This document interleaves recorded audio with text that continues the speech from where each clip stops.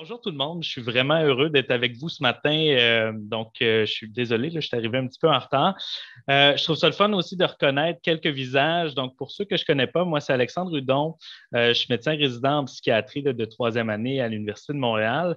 Puis, je fais mon doctorat en sciences biomédicales là, sous la direction du docteur Alexandre Dumais et docteur Stéphane Potvin.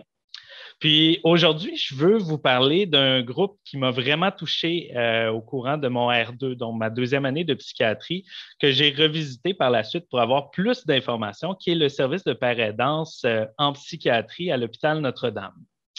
Donc, pour débuter la présentation, conflit d'intérêts, j'en ai pas actuellement. Bien, je vais prendre le temps de remercier là, Benoît Saint-Pierre, qui est un parent aidant à l'hôpital Notre-Dame, avec qui j'ai bâti conjointement cette présentation-là, puis avec qui j'ai eu la chance de m'entretenir, puis j'ai eu beaucoup de réflexions personnelles que j'en parlerai un petit peu plus tard dans la présentation, suite à un peu les différents sujets qui ont été abordés dans le cours, mais suite aussi à l'expérience que j'ai eue avec lui. Parce que Benoît et moi, on a suivi conjointement des patients pendant un an. J'ai appris à découvrir son rôle comme je vais vous le faire découvrir un peu aujourd'hui. Mais j'ai remarqué que vraiment, non seulement c'est bénéfique pour différentes raisons que vous allez voir, mais que j'aurais aimé avoir un petit peu plus d'informations à propos des pères aidants quand je suis rentré à l'hôpital Notre-Dame. Donc, j'espère être capable de vous faire véhiculer un peu cette information-là que j'aurais aimé avoir et que Benoît m'a aidé à mettre en place. Donc, l'ordre du jour aujourd'hui, on va parler du service de paraidance, donc des services offerts, des effectifs. On va s'attarder au rôle du paraidant. Ça a été quoi les défis? C'est quoi les impacts sur le point des patients, sur le point des paraidants? Puis ensuite, des réflexions personnelles pour aller faire un peu des liens avec ce qu'on a vu dans la classe, suivi d'une période de questions. Donc, première étape, la paraidance à l'hôpital Notre-Dame. Donc, pour vous mettre en contexte un peu de c'est quoi l'hôpital Notre-Dame, en fait, c'est un hôpital communautaire qui est situé là, dans le secteur du CIUS Centre-Sud, donc au centre-sud de l'île de Montréal, qui fait partie aussi là, dans le même CIUS, l'hôpital de Verdun, mais je vais me concentrer sur l'hôpital Notre-Dame. Puis, un peu pour mettre en perspective, j'ai marqué la date à laquelle ça a été fondé en 1880. Pourquoi? Parce que vous allez voir que le service de paraidance, lui, est beaucoup plus récent. Puis, ça permet aussi de voir un peu le changement de valeur au cours des années de ce service de psychiatrie-là.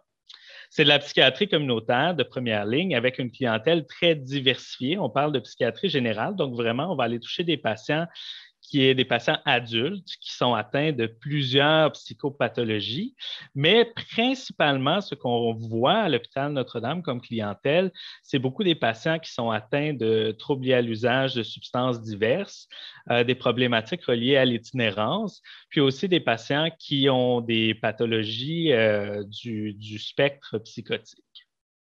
Donc, le service de paraidance, donc Benoît m'a aidé un peu à reconstituer l'historique de ça.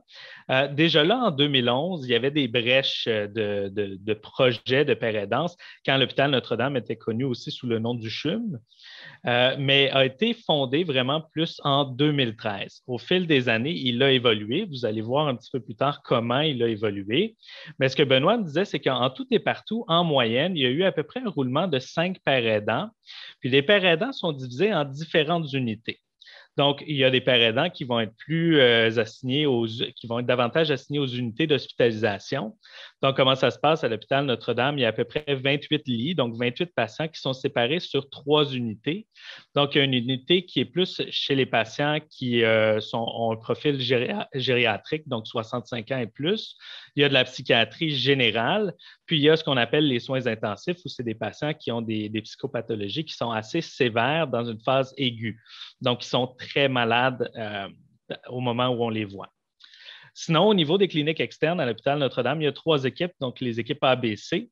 Puis, il y a un père aidant qui va être assigné à venir là, offrir ses services au sein de ces 3 équipes-là. Puis, sinon, il y en a qui sont vraiment plus directement dans la communauté. Donc, les équipes SIM, les équipes CIV, les équipes intensives qui sont vraiment là, dans le milieu, comme on a vu un peu plus tôt là, dans le cours, là, dans la période. Puis, il y en a une autre qui va être assignée plus au CLSC, donc au point de vue du guichet d'accès en santé mentale. Puis dans le réseau du CIUS Centre-Sud, il y a 3 pères aidants familles. Donc, à ma connaissance, il y en a une à l'hôpital Notre-Dame qui est Sarah Brulard, qu'on a vu dans le cadre d'un des cours. Puis sinon, il y en a un qui est assigné plus au CLSC, puis une qui serait assignée plus à Verdun. Ça, Benoît me mettait un bémol en me disant qu'il ne savait plus trop là, on en était où par rapport à ça. Je n'ai pas eu la chance, malheureusement, de valider l'information. Donc, ça, c'est la zone grise un peu de la présentation. Euh, on va plonger dans le rôle du père aidant parce que je trouve ça super intéressant. Puis on a remonté ça un peu avec Benoît à voir. Je vais poser directement, toi, tu penses que ton rôle à travers le service de père aidant, c'est quoi? Puis il y a deux grandes thématiques qui ont surgi. C'est vraiment l'idée du modèle de rôle. Quand on reparle du modèle de rôle, on parle, premièrement, ben, moi, mon but, mon rôle, c'est quoi mon objectif en tant que père aidant quand je rencontre des patients, quand je rencontre des gens qui sont atteints de psychopathologie. Puis, c'était vraiment la thématique de l'espoir qui ressurgeait. C'était vraiment voir comment je peux aider le patient à garder espoir. Puis, je m'étais noté une des phrases qu'il m'avait dit parce qu'il dit moi, j'aurais vraiment aimé qu'on me le dise que je pouvais me rétablir. Il dit, quand j'étais très malade, jamais j'aurais pensé que le rétablissement existait. Jamais j'aurais pensé, puis là, je lis textuellement, jamais j'aurais pensé qu'il y avait un espoir de me rétablir parce qu'il disait que les psychiatres, les autres intervenants, en fait, on est beaucoup plongé dans le diagnostic, dans le traitement, puis moins sur la notion du rétablissement, moins dans la notion du projet de vie, puis moins dans la notion d'espoir. On n'est pas tant des vendeurs d'espoir, on est vraiment dans le concret. Il dit, mais quand on est très malade, c'est ça qu'on a besoin de se faire dire que ça va aller mieux. Tout ça dans une façon qu'on puisse les accompagner. Donc, lui, il se trouve comme étant un accompagnateur.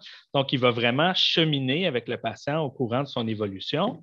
Puis, il va se retrouver à collaborer avec les équipes médicales. Cette notion de modèle de rôle-là, quand je parle de collaboration avec les équipes médicales, c'est vraiment dans le concret. Donc, soit rencontrer avec le psychiatre ou autre intervenant directement le patient, donc conjointement, soit faire partie des discussions d'équipes multidisciplinaires et soit rencontrer directement seul à seul le patient. Ça transverse un peu dans le rôle d'expert du rétablissement où vraiment on va accompagner le patient, on va faire des rencontres, on va le coacher dans le but de l'aider dans son propre établissement subjectif personnel. On va promouvoir le rétablissement aussi, donc faire comprendre au sein des équipes puis au sein des patients, c'est quoi le rétablissement, de quoi on parle quand on dit le mot rétablissement, puis aussi en quoi les pères aidants sont utiles au niveau du rétablissement.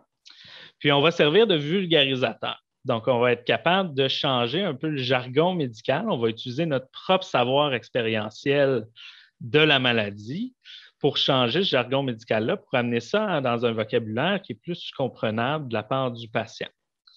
Tout ça aussi en étant en mesure de créer un milieu qui est favorable à la paire aidance, qui est favorable à l'accompagnement du patient. Donc, ça va se faire dans différentes activités, différents cadres.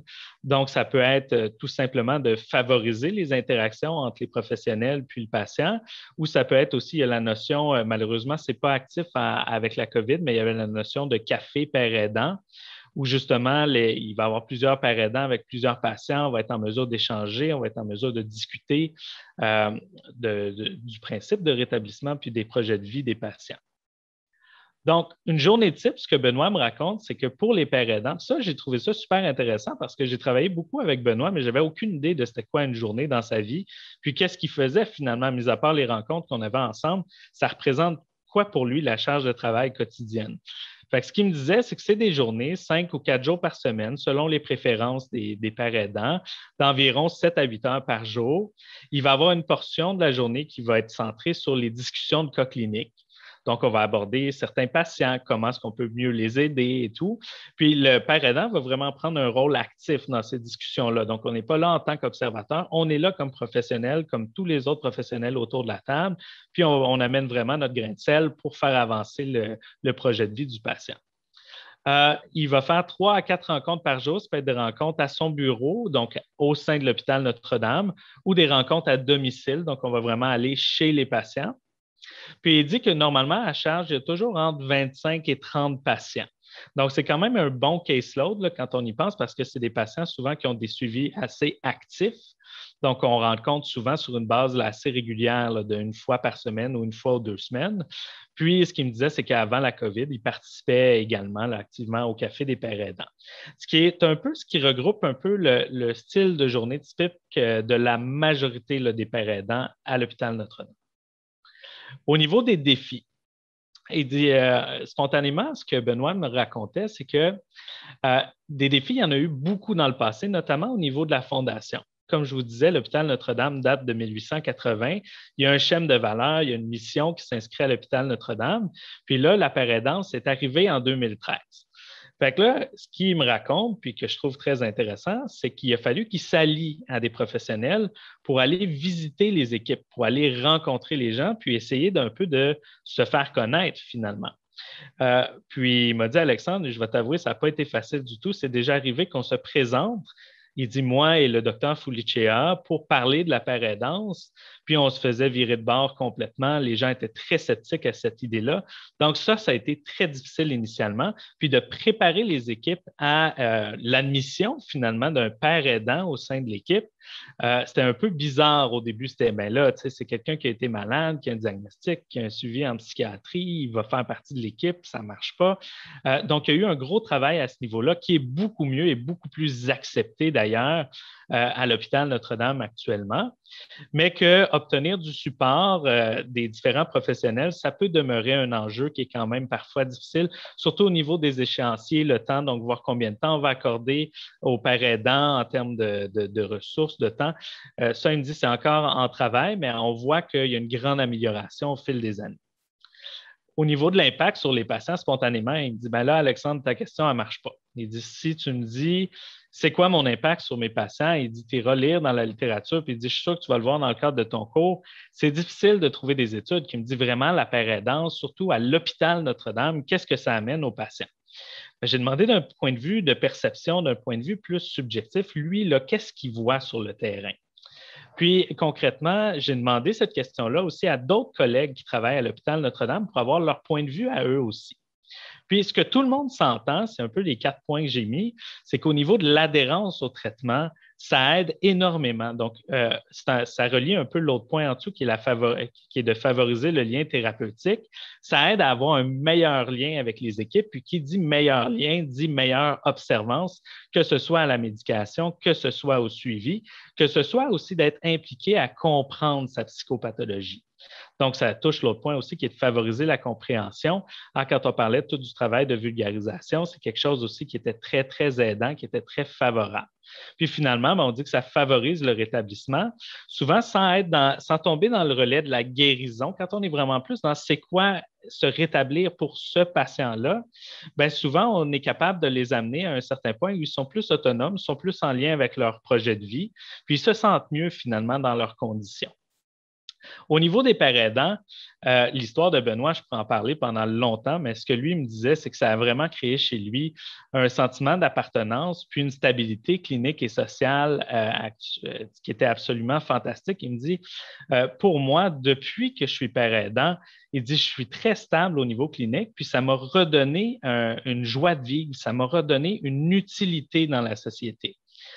Puis il me parlait aussi de ses accomplissements, puis moi, j'en revenais pas parce qu'il en a fait des affaires depuis le début de la parédance. Il parlait, bon, il avait été chef d'équipe au projet chez soi, il avait été capable de créer un réseau de pères aidants, chance de mettre sur pied des projets de soutien. Il fait partie des équipes, donc il me dit, moi, ça a transformé ma vie, ça m'a donné une utilité, puis ça m'a permis de m'intéresser autant à la maladie que j'avais, mais autant aux gens qui ont la maladie, qui souffrent de cette maladie-là, puis de pouvoir me dire, ben, je fais un changement dans la vie de ces gens-là, donc d'où le grand sentiment d'accomplissement. Si je vais au niveau des réflexions personnelles, donc, tu sais, on a eu une bonne discussion, j'ai vécu dans cette équipe-là pendant 1 an. la contribution concrète du père aidant, quand je regarde un petit peu les grands volets qu'on a vus dans le cours, j'ai essayé de faire ressortir qu'est-ce qui m'apparaît le plus important là, au sein de l'équipe de l'hôpital Notre-Dame. Moi, je trouvais que la notion de médiateur père, donc le père aidant qui est vraiment un peu le filon de transfert des compétences médicales et des compétences du savoir expérientiel des pères aidants, je trouvais que cette traduction-là, cette vulgarisation-là avait vraiment fait avancer là, concrètement plusieurs des suivis que j'avais conjointement avec Benoît et que sans lui, ça n'aurait pas été possible. Donc, pour moi, d'avoir vu un petit peu plus concrètement qu'est-ce que ça veut dire médiateur PAN dans le cadre du cours, j'ai pu comprendre finalement qu'est-ce qu'on a fait l'année dernière ensemble, puis de voir un peu le bénéfice de tout ça. Au niveau de la déstigmatisation de la santé mentale, je trouve aussi que pour les patients, surtout les patients que je vous ai mentionnés, là, la clientèle de l'hôpital Notre-Dame, c'est des patients qui sont souvent stigmatisés. Hein. Quand on parle d'itinérance, de troubles psychotiques, de toxicomanie, souvent on tombe dans le négativisme quand on regarde ces patients-là. Puis le fait d'amener la paraidance, d'amener des gens qui ont vécu ces problèmes-là, qui en sont ressortis et qui accompagnent les patients, ça aide beaucoup à la déstigmatisation, autant au niveau des patients qu'au niveau des équipes aussi, de se dire, bien, c'est possible d'avoir eu un passé X, puis de se rétablir de ce passé-là, de vivre avec ce bagage-là et de faire profiter aux autres ce bagage-là. Donc, de tourner un peu l'aspect négatif à quelque chose de fortement positif. Quand je regarde l'histoire de Benoît, je repensais là, à l'article là, qui parle de Enabling People to Participate Fully in Life là, de Larry Davidson, qui, dans le fond, redonne un sens à la vie à ces patients-là et de les amener à s'intégrer à la société. C'est ce qui est arrivé dans l'histoire de Benoît, puis c'est ce que Benoît maintenant aide à faire avec les autres patients au sein de l'hôpital Notre-Dame, de leur redonner un sens social qui est tout à fait positif et bénéfique, là. Finalement, ben, dans la contribution du père aidant, ben, je trouve que c'est de faire avancer sa profession. Hein, c'est de plus en plus reconnu. Il y a l'association maintenant. Puis au sein de l'hôpital Notre-Dame, tu sais, c'est reconnu comme étant un professionnel là, au sein des équipes multidisciplinaires.